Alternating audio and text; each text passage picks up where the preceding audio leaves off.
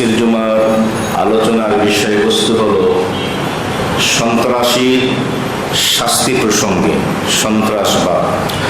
প্রথমে আমরা শুনব সন্ত্রাস কাকে বলে, এরপরে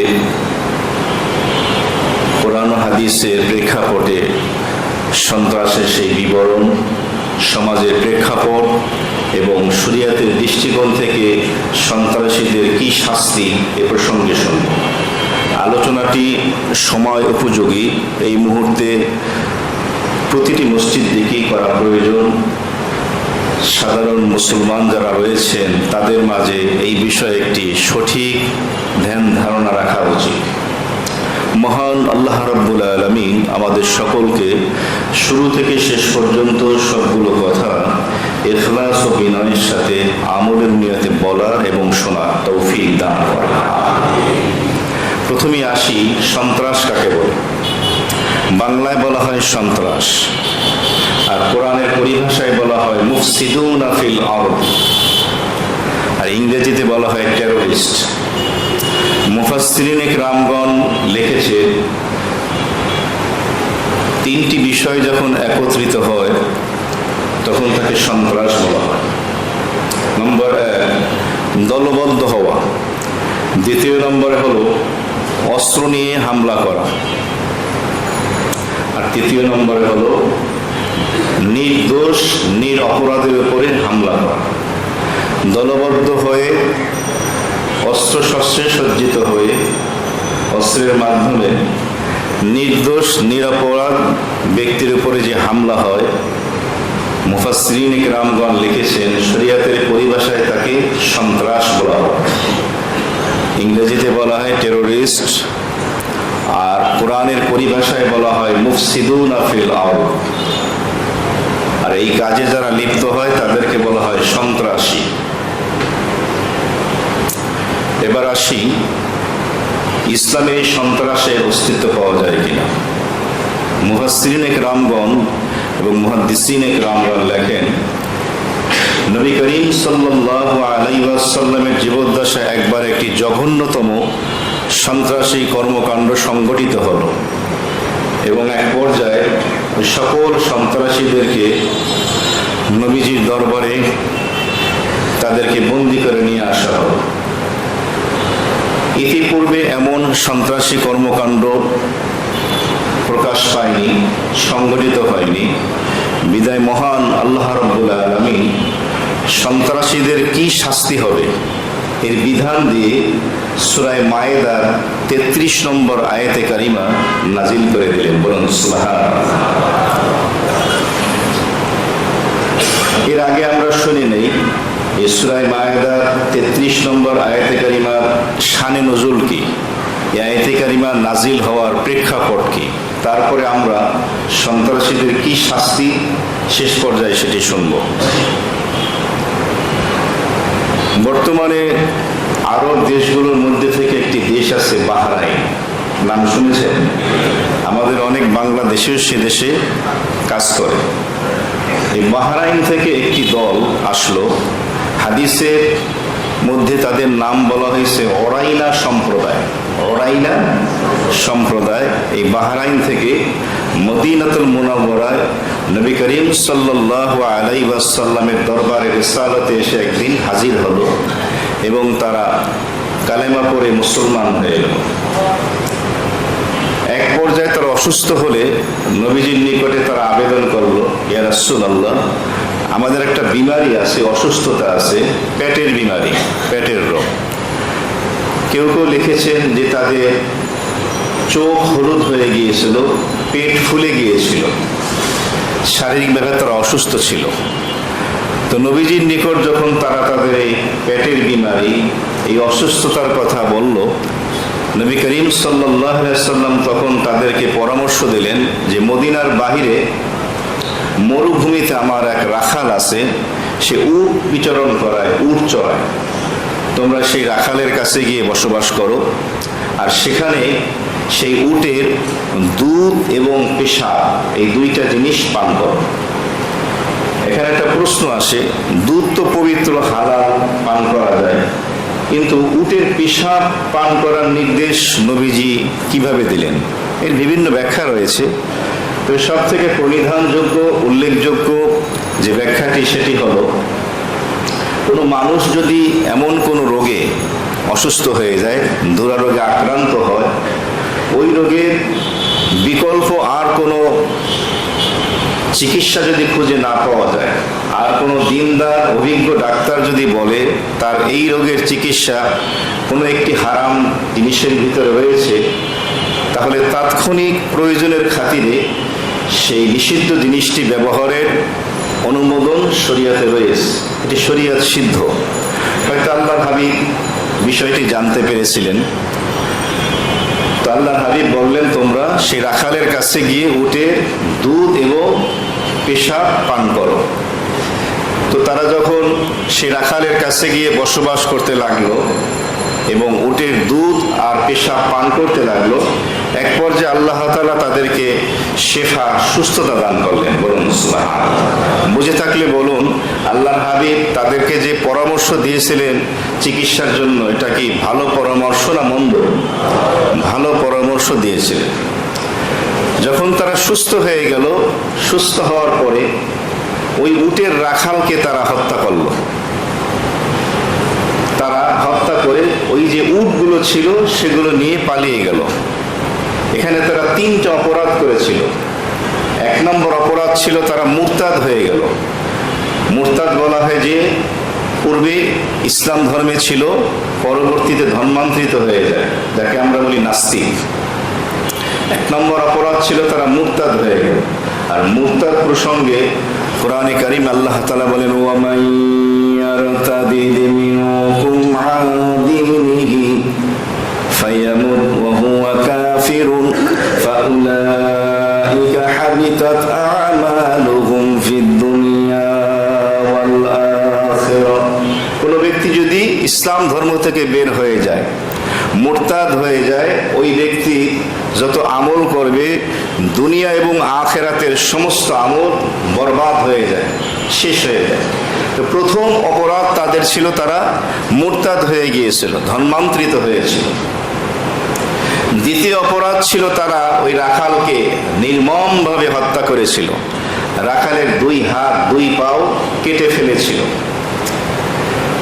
খেজুরের গাছের কাঁটা দিয়ে খুঁচিয়ে খুঁচিয়ে রাখালের চোখ এভাবে নষ্ট করে উঠিয়ে রাখালকে নির্মমভাবে মেরেছিল। মৃত্যুটা কি স্বাভাবিক না নির্মম ছিল? নির্মম। আর তৃতীয় অপরাধ ছিল রাখালের কাছে যত উট ছিল এই সমস্ত উটের পাল নিয়ে তারা পালিয়ে গেল। অপরাধ কয়টা হলো? 3টা অপরাধ। তো এই 3টে অপরাধের ভিতরে সন্ত্রাসী কর্মকাণ্ড ব্যাখ্যা পাওয়া যায় কিনা? ওরাই না দলবদ্ধ ছিল না একাকী ছিল? দলবদ্ধ। রাখালকে যে হাত পাও কেটেছিল, হাত দিয়ে না অস্ত্র দিয়ে? অস্ত্র দিয়ে। 3য় নম্বরে যার উপরে হামলা করেছে অপরাধী না নিরপরাধ? নির্দোষ। অস্ত্র নিয়ে দলবদ্ধ হয়ে নিরপরাধের উপরে হামলা করলে একে মুফাসসিরিনে কেরামগণ বলেন সন্ত্রাস।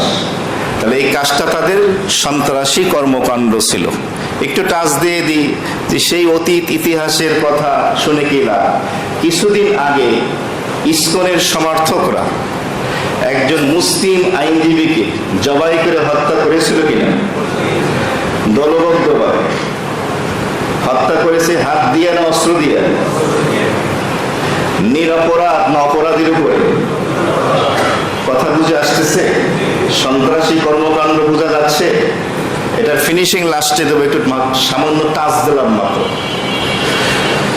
তো এই অপরাধ সংগঠিত করে তারা যখন উটগুলো নিয়ে পালিয়ে যাচ্ছিল, এই সংবাদ নবীজির কাছে যখন পৌঁছলো, নবীজি সাহাবায়ে কেরামকে বললেন, তোমরা ঘোড়া নিয়ে ওই ওরাইনা সম্প্রদায় যারা আছে তাদেরকে তোমরা ধরে নিয়ে আস। তখন কিছু অশ্বারোহী ঘোড় সরোয়ার সাহাবী তাদের পিছনে ছুটলো।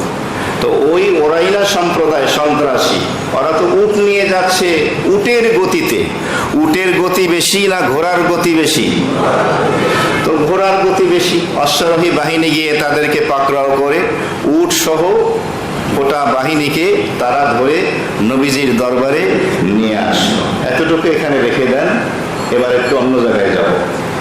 আমরা সকলেই জানি নবী করিম সাল্লাল্লাহু আলাইহি ওয়াসাল্লাম তার প্রিয় মাতৃভূমি জন্মভূমি মক্কাতুল মুকাররমা থেকে মহান আল্লাহ রাব্বুল আলামিনের নির্দেশে হিজরত করে মদিনাতুল মুনাওয়ারায় যান। মদিনাতুল মুনাওয়ারায় গিয়ে তিনি একটি ইসলামী রাষ্ট্র প্রতিষ্ঠা করেন, যার পূর্ব নাম ছিল ইয়াসরাব। আল্লাহর হাবিব তার নাম দেন আল মদিনাতুল মুনাওয়ারা, আলোকিত শহর। বলুন সুবহানাল্লাহ। সেই মদিনাতুল মুনাওয়ারা নামক শহর ইসলামী রাষ্ট্র প্রথম প্রতিষ্ঠা করেন সর্বশ্রেষ্ঠ সর্বশেষ নবী ও রাসূল জনাবে মুহাম্মদুর রাসূলুল্লাহ সাল্লাল্লাহু আলাইহি ওয়াসাল্লাম। এবং সেখানে তিনি মদিনা সনদ নামে একটি সনদ প্রতিষ্ঠা করেন। এই মদিনা সনদের ভিতরে সেই রাষ্ট্র পরিচালনা করার নীতিমালা, সংবিধান কি হবে তিনি লিপিবদ্ধ করেন। আমাদের সমাজ এবং রাষ্ট্র আমরা অনেক সময় দেখতে পাই অনেক শাসক মদিনার সনদে দেশ চালাবে এ কথা বলে, কিন্তু উদ্দেশ্য খারাপ। সাধারণ সরল মনা মুসলমানদেরকে ধোঁকা দেওয়ার জন্য, প্রতারণা করার জন্য বলে মদিনার সনদে দেশ চালাবে। মদিনার সনদে চালায় না মোদির সনদে চালায়? মোদি ইন্ডিয়ার সনদে চালায়। এমন দেওয়া দেশে ইন্ডিয়ারে এখন নিজেরই দিয়ে দিয়েছে, একদম শহীদ হয়ে গেছে। তো মদিনা সনদ, এই সংবিধান আল্লাহর হাবিব প্রতিষ্ঠা করেন। ওই সনদের ভিতরে কিছু নীতিমালা ছিল, যার মধ্যে একটি নীতিমালা ছিল এই মদিনাতুল মুনাওয়ারা শহরে যারা বসবাস করবে, যে কোনো ধর্মের লোকই হোক, স্বাধীনভাবে সে বসবাস করবে এবং স্বাধীনভাবে নিজ নিজ ধর্ম পালন করবে। আজকে বুঝতে পারবেন ইসলাম ধর্ম কতটা সুন্দর। আল্লাহ তাআলা যে আমাদেরকে মুসলমান বানিয়েছেন, বিশ্ববিজয়ী জাতি, ইসলামের মতো দৌলত দান করেছেন, বলেন আলহামদুলিল্লাহ। কত সভ্য এবং ভদ্র শান্ত জাতি এই মুসলিম জাতি। মুসলমানদের চরিত্র, আখলাক, ব্যবহার দেখে অমুসলিমরা দলে দলে ইসলাম ধর্ম গ্রহণ করেছে। আমাদের সেই মুসলমানদের প্রাচীন ঐতিহ্য আল্লাহ আমাদেরকে আবার ফিরিয়ে দেন, সকলে বলি আমিন। আমরাও যেন মুশাহাদা কষ্ট করে আমাদের সেই প্রাচীন ঐতিহ্য, আমাদের আখলাক, আমাদের চরিত্র যেন আমরা ফিরিয়ে আনতে পারি। মহান আল্লাহ রাব্বুল আলামিন মুসলিম জাতিকে তৌফিক দান করেন, আমিন। তাহলে মদিনা সনদের সংবিধানে এই বিষয়টিও লেখা ছিল যে মদিনা শহরে কোনো অমুসলিম, কোনো ইহুদি যদি বসবাস করে, সে স্বাধীনভাবে বসবাস করবে, স্বাধীনভাবে সে তার ধর্মকর্ম পালন করবে।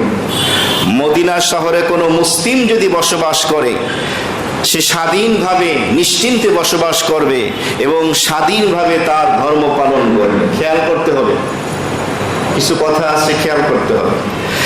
তাহলে মদিনা শহরে মুসলিম হোক আর অমুসলিম হোক, সকল ধর্মের বর্ণের মানুষ স্বাধীনভাবে এই শহরে বসবাস করবে, নিশ্চিন্তে নির্বিঘ্নে তার জান এবং মালের নিরাপত্তা থাকবে এবং স্বাধীনভাবে নিজ নিজ ধর্ম পালন করবে। মুসলমান মুসলমানের ধর্ম, অমুসলিম অমুসলিমদের ধর্ম। আর এই প্রসঙ্গে আল্লাহ তাআলা আল কোরআনুল কারীমে সূরা বাকারা 256 নম্বর আয়াতে কারিমায় বলে দিয়েছেন, লা ইকরাহা ফিদ্দীন। ধর্মের ব্যাপারে কোনো বাড়াবাড়ি চলবে না, জোর জবরদস্তি চলবে না। আপনি জোর করে একজনকে মুসলমান বানাবেন, এটা জায়েজ নেই ইসলামে। আপনার আখলাক, আপনার চরিত্র, আপনার ব্যবহার, আপনার মুআমালাত, মুআশারাত, আচার আচরণ, লেনদেন, ব্যবসা চাকরি দেখে অমুসলিমরা মুগ্ধ হবে। এত সুন্দর ধর্ম, জোর করে ধর্মান্তরিত করা যাবে না, এটা ইসলামের শিক্ষা আদৌ নয়। এই আয়াতে কারিমায় বলা হলো যে জোর জবরদস্তি চলবে না, জোরাজুরি হবে না ধর্ম পালনের ক্ষেত্রে। তার অর্থ কি? তার অর্থ হলো প্রত্যেকেই নিজ ধর্ম স্বাধীনভাবে পালন করবে। এই কথার অর্থ বুঝে থাকলে বলুন, ধর্ম নিরপেক্ষতার নামে নতুন কোনো সংবিধান প্রণয়ন করার প্রয়োজন আছে ধর্ম পালনের ক্ষেত্রে, নাকি ইসলামের সংবিধানই যথেষ্ট? ইসলামের সংবিধানই যথেষ্ট। ধর্ম নিরপেক্ষতার নামে নতুনভাবে আর একটা ধর্ম পালনের জন্য নতুন সংবিধান লাগবে, যে প্রত্যেক ধর্মের মানুষ তারা স্বাধীনভাবে যেন নিজ ধর্ম পালন করতে পারে। এটা তো ইসলাম আগেই বলে দিয়েছে। সূরা বাকারার 256 নম্বর আয়াত, লা ইকরাহা ফিদ্দীন, ধর্মের ব্যাপারে কোনো জোরাজুরি নাই, স্বাধীনভাবে পালন করবে। হিন্দু মন্দিরে তাদের ধর্মকর্ম পালন করবে, কোনো ডিস্টার্ব করা যাবে না। বাংলাদেশে প্রত্যেক রাষ্ট্রে, মুসলিম রাষ্ট্রে, খ্রিস্টান তাদের গির্জা চার্চে ধর্মকর্ম পালন করবে, মুসলমানরা মসজিদে ধর্মকর্ম পালন করবে। আর সেই সুযোগ এই অন্তর্বর্তীকালীন সরকার কত হাজার মণ্ডপে স্বাধীনভাবে নিরাপত্তার সাথে দুর্গা পূজা পালনের সুযোগ করে দিয়েছে কিনা? জামাই আদরে তারা দুর্গা পূজা করেছে। স্বাধীনতার পরে এত সুন্দরভাবে পালন হয়নি, যদিও একটি দুষ্ট চক্র চেয়েছিল এটাকে বিনষ্ট করার জন্য। আল্লাহ তাআলা এই কালো মেঘের ছায়া থেকে, এই দুষ্ট লোকের কুদৃষ্টি থেকে বাংলার জমিন, স্বাধীনতা, সার্বভৌমত্বকে আল্লাহ তাআলা হেফাজত করেন, বলি আমিন। তো আল্লাহ তাআলা এখানে বলে দিলেন যে নিজ নিজ ধর্ম স্বাধীনভাবে পালন করবে। এর অর্থ হলো প্রত্যেক ধর্মের মানুষ স্বাধীনভাবে তার ধর্ম পালন করবে। অন্যত্র সূরা আলে ইমরানের ভিতরে 85 নম্বর আয়াতে কারিমে আল্লাহ তাআলা বলেন, ওয়া মান ইয়াবতাগি গায়রাল ইসলাম দীনান ফালান ইউকবালা মিন ওয়া হুয়া ফিল আখিরাতি মিনাল খাসিরিন। যে ব্যক্তি ইসলাম ধর্ম ছাড়া অন্য কোনো ধর্ম পালন করবে, তার এই ধর্ম অ্যাকসেপ্ট হবে না, গ্রহণযোগ্য হবে না, সে আখিরাতে ক্ষতিগ্রস্ত হবে। এখানে একটি বোঝার বিষয় হলো, সূরা বাকারার 256 নম্বর আয়াতে কারিমার ভিতরে সকল ধর্মের মানুষকে নিজ নিজ ধর্ম পালন করার সুযোগ দিলেন কে? আল্লাহ। আর সূরা আলে ইমরানের 85 নম্বর আয়াতে কারিমে আল্লাহ আবার বললেন, ইসলাম ধর্ম ছাড়া অন্য কোনো ধর্ম গ্রহণ করলে, পালন করলে সেটা আল্লাহ কবুল করবেন না। প্রশ্ন হলো, সকল ধর্মের মানুষকে নিজ নিজ ধর্ম পালন করার সুযোগ দিলেন, অথচ ইসলাম ধর্ম ছাড়া অন্য কোনো ধর্ম পালন করলে কবুল হবে না। যদি কবুল না হয় তাহলে সুযোগ কেন দিলেন? সুযোগ যদি দেন তাহলে কবুল কেন করবেন না? এটা বোঝার বিষয়। বুঝতেছেন? একটু বোঝার বিষয়, এই বিষয়টা বুঝতে হবে। আল্লাহ তাআলা সূরা বাকারার 256 নম্বর আয়াতে কারিমায় প্রত্যেক ধর্মের মানুষকে স্বাধীনভাবে ধর্ম পালনের সুযোগ দিয়েছে। আবার আলে ইমরানের 85 নম্বর আয়াতে বলতেছেন, ইসলাম ছাড়া অন্য কোনো ধর্ম পালন করলে আল্লাহ কি করবেন না? তাহলে কবুল যদি না করেন তাহলে তাদেরকে সকল ধর্ম পালনের সুযোগ কেন দিবেন? সুযোগ যদি দিয়েই থাকেন তাহলে কবুল কেন করবেন? এই প্রশ্নের উত্তর হলো একটি বিষয়ের মাধ্যমে। স্কুল, কলেজ, ইউনিভার্সিটি, মাদ্রাসায় পরীক্ষা হয় কিনা?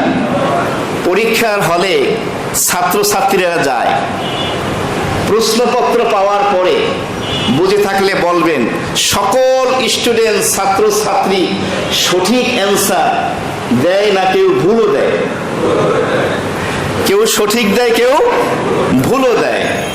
এখন যদি ভুল দেওয়ার কারণে পাস করবে না ফেল করবে? ফেল করবে। এখন যদি বলা হয় আপনি পরীক্ষায় অংশগ্রহণের সুযোগ দিয়েছেন, ফেল কেন করে দিলেন? আর যদি বলেন ফেলই যখন করাইবেন তাহলে পরীক্ষায় অংশগ্রহণের সুযোগ কেন দিলেন? এই প্রশ্নের যেই উত্তর, ওই প্রশ্নের সেই উত্তর। তাহলে উত্তর কি হবে? উত্তর হলো নিয়ম রক্ষার্থে সকল ছাত্রছাত্রীদের পরীক্ষার হলে এসে পরীক্ষা দেওয়ার সুযোগ দেওয়া হয়, নিয়ম রক্ষার্থে। এখন তুমি যদি অ্যান্সার সঠিক দাও পাস করবে, আর যদি তুমি ভুল দাও কি করবে? ফেল করবে। ঠিক এমনিভাবে দুনিয়াতে আসার পরে যদি তুমি ইসলাম ধর্ম পালন করো তুমি জান্নাত পাবা, অন্য কোনো ধর্ম যদি তুমি গ্রহণ করো, কবুল করো, পালন করো, তুমি ফেল করবে, জাহান্নামে যাবে। বলেন নাউযুবিল্লাহ মিন যালিক। কথা বুঝে আসছে? তাহলে একটা নীতিমালা ছিল মদিনাতুল মুনাওয়ারার, মদিনার সনদে মুসলিম এবং অমুসলিম মদিনায় থাকা অবস্থায় স্বাধীনভাবে বসবাস করবে এবং স্বাধীনভাবে তাদের ধর্মকর্ম পালন করবে। আরেকটি নীতিমালা ছিল, সেই নীতিমালাটি হলো দেশ রক্ষার্থে, দেশের স্বাধীনতা সার্বভৌমত্ব হেফাজতের জন্য সকল ধর্মের বর্ণের মানুষ যারা মদিনায় বসবাস করে তাদেরকে ঐক্যবদ্ধ হতে হবে। কোন দেশে মুসলিমরাও বসবাস করতে পারে, অমুসলিমরাও বসবাস করতে পারে। এই দেশটি খালি তাহলে শুধু মুসলমানদের না অমুসলিমদেরও? তাহলে মদিনার নীতিমালা ছিল যদি মুসলমানদের উপরে হামলা হয়, মুসলমানদের কোনো শত্রু হামলা করে মুসলমানদের উপরে, তখন মদিনার অমুসলিম ইহুদি যারা আছে তারাও মুসলমানদের পক্ষ হয়ে বহিরাগত মুসলমানদের শত্রুর বিরুদ্ধে তারা যুদ্ধে জেহাদে অংশগ্রহণ করবে। ঠিক এমনি ভাবে মদিনার অমুসলিম ইহুদিদের উপরে যদি তাদের শত্রুরা হামলা করে, মদিনার মুসলমানরা ইহুদিদের অমুসলিমদের পক্ষ হয়ে বহিরাগত ইহুদিদের শত্রুদের বিরুদ্ধে যুদ্ধ করবে। কারণ মদিনার শহর শুধু মুসলমানদের নয়, ইহুদি এবং অমুসলিমদেরও। ঠিক এমনি ভাবে বোঝার সহজার্থে বুঝাচ্ছি, বাংলাদেশে মুসলমানদের সাথে আরো বসবাসকারী জনগণ আছে কিনা? হিন্দু, বৌদ্ধ, খ্রিস্টান, পারসিক বিভিন্ন ধর্মাবলম্বী রয়েছেন। এই দেশ শুধু মুসলমানদের নয় আমরা বলি না, এই দেশ বাঙালিদের, শুধু মুসলমানদের না। তাহলে মুসলমানদের উপরে যদি হামলা হয়, আক্রমণ হয়, আমাদের স্বাধীনতা সার্বভৌমত্বের উপরে যদি এভাবে শকুন তাক করে, মুসলমানদের সাথে অমুসলিমদেরও ঐক্যবদ্ধ হয়ে একই প্ল্যাটফর্মে এসে তাদের বিরুদ্ধে জিহাদ করতে হবে। এই নীতিমালা প্রণয়ন করেছেন জনাবে মুহাম্মদুর রাসূলুল্লাহ সাল্লাল্লাহু আলাইহি ওয়াসাল্লাম। এখন এক হলো দেশের স্বাধীনতা সার্বভৌমত্ব রক্ষার্থে মুসলিম এবং অমুসলিমদের ঐক্য, এটা হলো একটা ঐক্য। আর একটা ঐক্য লাগবে, সেটা হলো শুধু মুসলমানদের ঐক্য। মুসলমানদের এক প্ল্যাটফর্মে আসার জন্য তাদের একটা আলাদা একটা ঐক্য লাগবে। আল্লাহ বাংলার জমিনে আমাদের চর্মচক্ষে দেখার তৌফিক দান করেন, আমিন। তাহলে একটা হলো দেশের স্বাধীনতা সার্বভৌমত্বের শত্রু, আর একটা হলো শত্রুদের দালাল মীর জাফর, আছে কি নাই? মীর জাফর সম্পর্কে আমরা সকলেই কম বেশি ধারণা রাখি। বাংলার শেষ নবাব সিরাজউদ্দৌলার প্রধান সেনাপতি ছিল। ব্রিটিশদের সাথে যখন যুদ্ধ হয়, এই মীর জাফর গাদ্দার প্রতারক ব্রিটিশদের সাথে হাত মিলিয়ে নবাব সিরাজউদ্দৌলার সৈন্যবাহিনীকে পরাস্ত করে ব্রিটিশদের হাতে দেশকে তুলে দেয়। বাংলার ইতিহাসে তার কালো অধ্যায়, সেই প্রতারকের নাম হলো গাদ্দার মীর জাফর। কিয়ামত পর্যন্ত প্রত্যেক ভূখণ্ডে দেশ এবং দেশবাসীর বিপক্ষে এমন কিছু মিডিয়া, এমন কিছু ব্যক্তিত্ব এই মীর জাফরের চরিত্র ধারণ করবে, তাদের ক্যারেক্টার ধারণ করবে এবং তাদের আদর্শ ধারণ করবে। এই ধরনের মীর জাফর বাংলাদেশে নাই, অসংখ্য আছে। যারা থাকে বাংলাদেশে, বাংলার জমিনে থাকে, বাংলার সুযোগ সুবিধা নেয়, কিন্তু চক্রান্ত চালায় দেশের বিরুদ্ধে। কিছু মিডিয়াও আছে, যেমন প্রথম আলো, ডেইলি স্টার, থাকে বাংলাদেশে, বাংলাদেশের সবকিছু তারা উপভোগ করে, ভোগ করে, কিন্তু দালালি করে পার্শ্ববর্তী দেশের ভারতের। এরকম অনেক সুশীল সমাজ আছে আমাদের দেশে, নামধারী কিছু সুশীল সমাজ, কিছু সাংবাদিক আছে কিছু ডাক্তার, ব্যারিস্টার, উকিল আছে, কিছু শিক্ষিত অশিক্ষিত মানুষ আছে, নিজের স্বার্থে তারা এভাবে মুসলমানদের সাথে, বাঙালিদের সাথে, দেশবাসীর সাথে, দেশের স্বাধীনতা সার্বভৌমত্বের সাথে তারা দালালি, এভাবে গাদ্দারি করে এবং তারা মীর জাফরের ভূমিকা পালন করে। এমনভাবে দেখায় যে আমি তোমাদের সাথে আছি, আসলে তারা নেই। উগ্র হিন্দুদের একটি সংগঠন আছে, এই সংগঠনের নাম হলো ইসকন। নাম শুনছেন? এবার একটু ফ্লাশ বেশি হয়েছে। তাদের এক নেতা ছিল চিন্ময় কৃষ্ণ দাস। এই চিন্ময় কৃষ্ণ দাস কিছুদিন আগে তাদের কিছু কনফারেন্সে, কিছু সভা সম্মেলনে বাংলাদেশের স্বাধীনতা সার্বভৌমত্বের বিরুদ্ধে এভাবে সে বিদ্রোহ ঘোষণা করেছিল। আপনি পৃথিবীর যে কোনো দেশে গিয়ে ওই দেশের স্বাধীনতা সার্বভৌমত্বের বিরুদ্ধে যদি আপনি বিদ্রোহ করেন, তাহলে আপনার বিরুদ্ধে রাষ্ট্রদ্রোহী মামলা হবে। আপনি চাই মুসলমান হন, অমুসলিম হন, রাষ্ট্রদ্রোহী মামলা এটা মারাত্মক। এটা দুনিয়ার দৃষ্টিকোণ থেকে, পৃথিবীর আইনে অনেক বড় একটি অপরাধ। চিন্ময় কৃষ্ণ দাস সে রাষ্ট্রদ্রোহী অপরাধ করেছিল, তার বিরুদ্ধে রাষ্ট্রদ্রোহী মামলা হলো। এরপর তাকে গ্রেফতার করা হলো। বুঝে থাকলে বলুন, ইসকনের এই যে পূর্বের নেতা চিন্ময় এবং ইসকন যে সংগঠন এবং তার অনুসারীরা বাংলাদেশের শত্রু না মিত্র? তাকে গ্রেফতার করার পরে আমাদের পার্শ্ববর্তী দেশ, 53 বছরের আমাদের সম্পর্ক তাদের সাথে বন্ধুত্বের সম্পর্ক হওয়ার কথা ছিল। 53 বছরের আমরা আমাদের তিক্ত অভিজ্ঞতার মাধ্যমে যে বিষয়টি সুস্পষ্ট বুঝতে পারলাম, দিবালোকের ন্যায় সমুজ্জ্বল। তারা বন্ধুত্বের পরিচয় তো দেয়নি, বরং চরম ঘৃণ শত্রুতার পরিচয় দিয়েছে। শুধুই নিয়েছে, কিছুই দেয় নাই। আর ক্ষমতায় যারা 15-16 বছর ছিল, বেহায়া বেলাজা বলে যে ভারতের এত দিছি, আমাদের দেওয়া লাগবে না, সারা জীবন মনে রাখবে। এখন নিজেরই দিয়ে ফেলছে। নাউজুবিল্লাহ মিন যালিক। এই দেশ তোমার বাপের দেশ না, জনগণের দেশ। কার টাকাকে দাও? কি এক নির্মম অবস্থা! ইতিহাসের এক কালো অধ্যায় হয়ে থাকবে, মীর জাফরি এক অধ্যায় হয়ে থাকবে। ভারত আমাদের ভয় দেখায়, বর্ডার থেকে পেঁয়াজ দেবে না, আলু দেবে না। কাদেরকে ভয় দেখাও? আমরা মুসলিম জাতি, বছরে 1 মাস তো না খাইয়া থাকি, রমজান মাসে। কাদেরকে ভয় দেখাও? না খেয়ে থাকলে কি হবে? সপ্তাহে সোমবার বৃহস্পতিবার আমাদের রোজা রয়েছে, সুন্নাত রোজা। আরবি মাসের 13, 14, 15 তারিখ আইয়ামে বীজের রোজা রয়েছে। কোন জাতিকে তোমরা ভয় দেখাও? আর তাদের এই জঘন্যতম ঘৃণতম যে মিডিয়াগুলো রয়েছে, কিভাবে তারা এভাবে প্রচার করছে? একটা লোক আপনারা এখানে দেখাতে পারবেন, আপনার দেশে, আপনার মহল্লায়, আপনার এলাকায় একটা মন্দির ভেঙে একটা এইভাবে মসজিদ বানানো হয়েছে? পারবেন দেখাতে? আমার তো লাইফে, আমি জীবনে আমি সচক্ষে দেখি নাই। ভারতে অসংখ্য অগণিত মসজিদ ভেঙে ওরা মন্দির তৈরি করেছে। ঐতিহাসিক মসজিদ বাবরি মসজিদ শহীদ করে দিয়েছে, সেখানে তারা মন্দির করেছে। গুজরাটের কসাই বলা হয় নরেন্দ্র মোদীকে, গণহত্যা চালিয়েছে মুসলমানদের উপরে।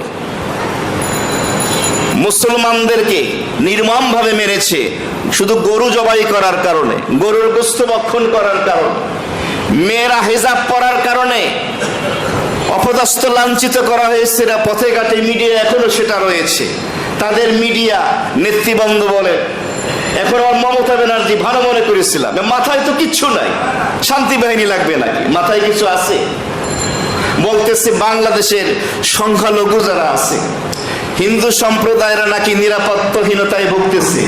আমরা বলতেছি বাংলার মুসলমানরা, তোরা আগে ভারতের মুসলমানদেরকে নিরাপত্তা দে, সেখানে যেন মসজিদ ভেঙে মন্দির তৈরি না করা হয়। গরু জবাইয়ের স্বাধীনতা দে, মুসলমানদের বছরে একবার ধর্মীয় উৎসব কোরবানি করার স্বাধীনতা দে, স্বাধীনভাবে মুসলমানদের ব্যবসা বাণিজ্য করার সুযোগ দে।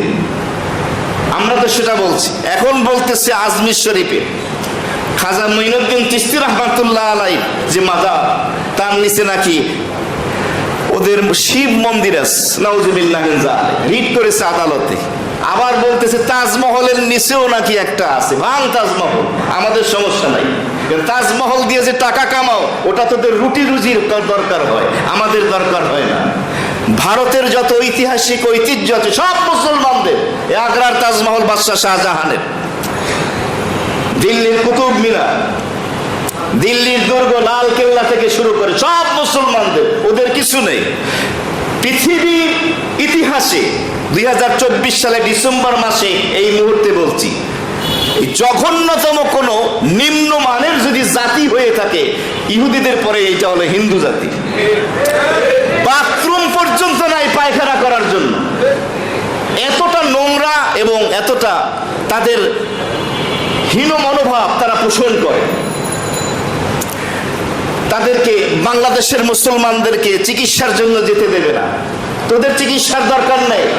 মুসলমানরা চিকিৎসা করবে মালয়েশিয়ায়, মুসলমানরা চিকিৎসা করবে পাকিস্তানে। এই 15-16 বছরে পাকিস্তানের সাথে সম্পর্ক করতে দেয়। পাকিস্তান তো মুসলমান, তারা কথাও বলেছে প্রয়োজনে আমাদের পারমাণবিক বোমাও বাংলার পক্ষ থেকে ওদের বিরুদ্ধে ব্যবহার করার সুযোগ দেওয়া হবে। দেখ বা না দেখ বলেছে তো, কয়জনে বলে। ভারতের পণ্যকে বর্জন করুন, এর মানে আমি এটা বলি না আমাদের সমাজে হিন্দু বা মুসলিম যারা আছে তাদের দোকানে ক্রয় করবেন না, না তা করবেন, কারণ মুসলমানদের চরিত্র আখলাক উঁচু পর্যায়ে। আমরা তো নোংরা মনোভাব রাখি না। তবে ভারতীয় পণ্য যেটা, ভারতীয় পণ্যের থেকে পাকিস্তানি পণ্য হাজার গুণে ভালো। মেয়েদের 3 পিস থেকে কাপড় থেকে শুরু করেন, ওই দেশটা শেষ হয়ে গেছে, তাদেরকে উঠাই, তারাও আমাদের দ্বারা উঠুক। এবং যারা ব্লগার আছে বিভিন্ন দেশ যারা ভ্রমণ করেন, ভারত পরিহার করেন, ভারত বর্জন করেন। কারণ এই জাতি এই 15-16 বছর আমাদেরকে নত জানো দেখে এত নেওয়া নিচ্ছে, এখন আর নিতে পারতেছে না। আরে কম্পেয়ার করেন না, কোথায় মোদি আর কোথায় ডক্টর ইউনূস, কোথায় আলী আর কোথায় পাইলার তলি, কোথায় গুলিস্তান আর ফিলিস্তিন, কার সাথে কি মিলা? চায়ের দোকান দিত, চা ব্যস্ত। দুনিয়ার দৃষ্টিকোণ থেকে বর্তমান পৃথিবীতে যদি 10 জন লোক আপনি ধরেন সম্মানিত লোক, তার মধ্যে একজন ডক্টর ইউনূস সাহেব।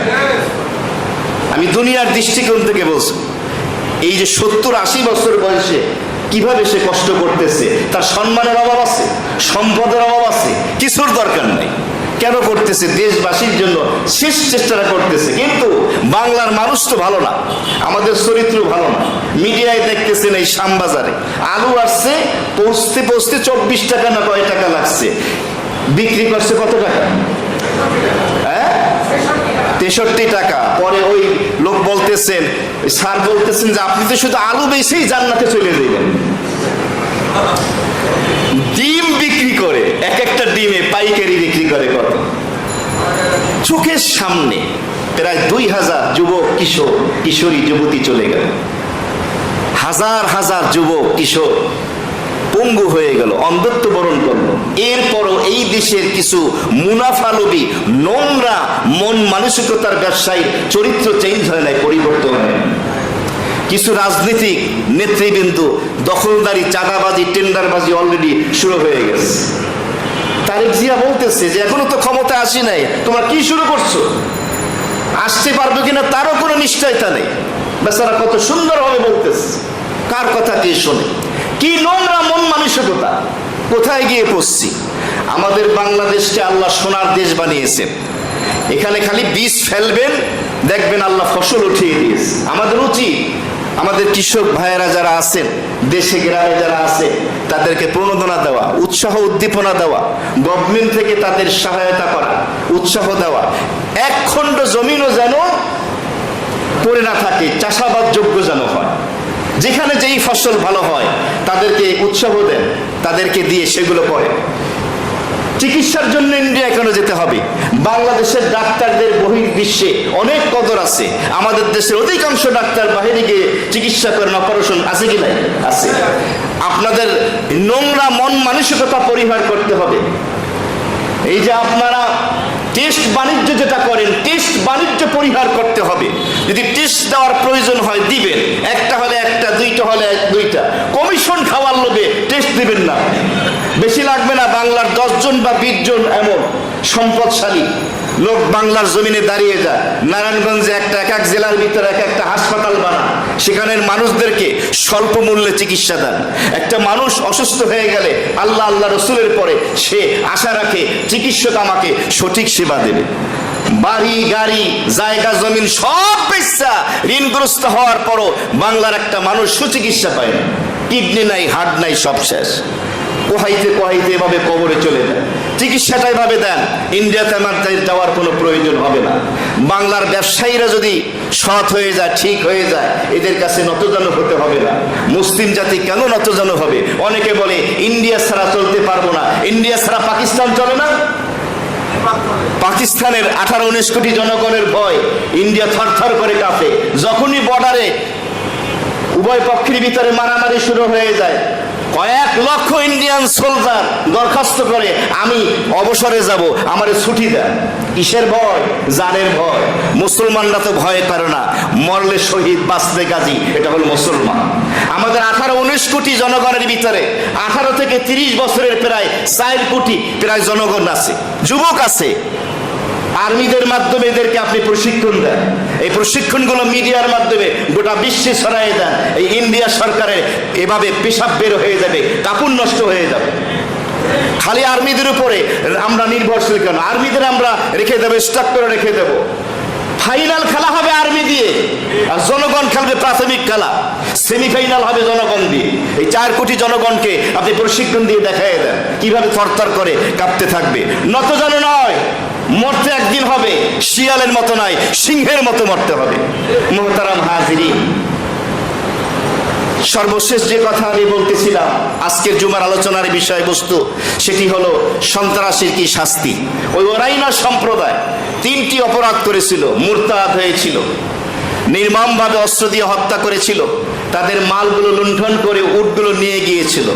এই 3টা অপরাধ করেছিল। আল্লাহ রাব্বুল আলামিন সূরা মাইদা 33 নম্বর আয়াতে কারিমা নাজিল করে দিলেন, ইন্নামা জাযাউল লাযীনা ইউহারিবুনাল্লাহা ওয়া রাসূলাহু ওয়া ইয়াসআউনা ফিল আরদি ফাসাদা।